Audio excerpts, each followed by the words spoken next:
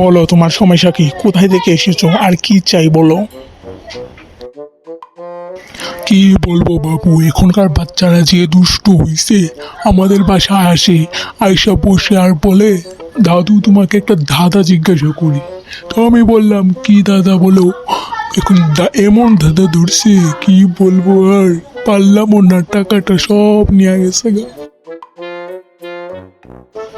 সব তো বুঝলাম, টাকাটা কেমনে নিল। আসলে হইছে কি, ওরা বাজিতে আমার কাছে ধাঁধা ধরছিল, তা আমি ভাবলাম ওরা ছোট মানুষ, কি আর ধরবো। কইলাম আচ্ছা। এখন এমন ধাঁধা ধরছে ভাই, আমি আর কিচ্ছু পারি নাই। পরে সব টাকা পয়সা যা আছে আমার সব নিয়ে গেছে গা। আচ্ছা, এমন কি ধাঁধা ধরছে যে আপনি পারলেন না, আমাকে বলুন তো দেখি আমি পারি কিনা।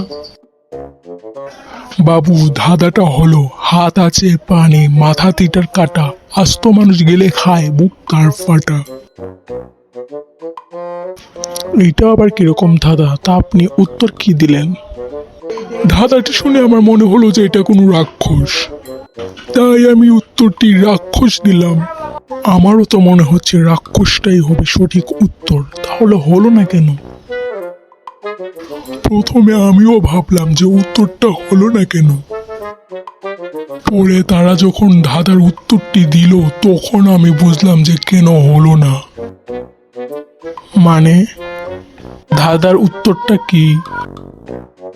বাবু, ধাঁধার উত্তরটা জানলে আপনিও চমকে যাবেন ঠিক আমার মতন।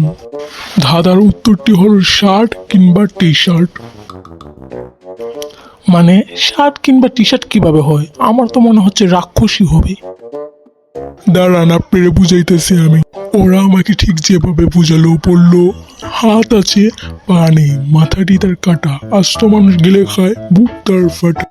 বললো শার্ট কিংবা টি শার্টের হাত আছে কিন্তু পানি, মাথা তার নাই, আর বোতাম খুলে দিলে পুরা বুক ফাটা হয়ে যায়। এইভাবে আমাদের বুঝাইছে।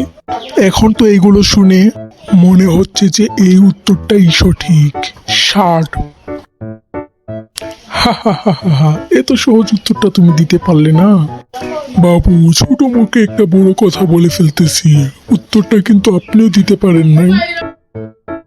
অবশ্য ঠিকই বলেছো তুমি, উত্তরটা আমিও দিতে পারিনি। বাচ্চারা কিন্তু অনেক বুদ্ধিমান।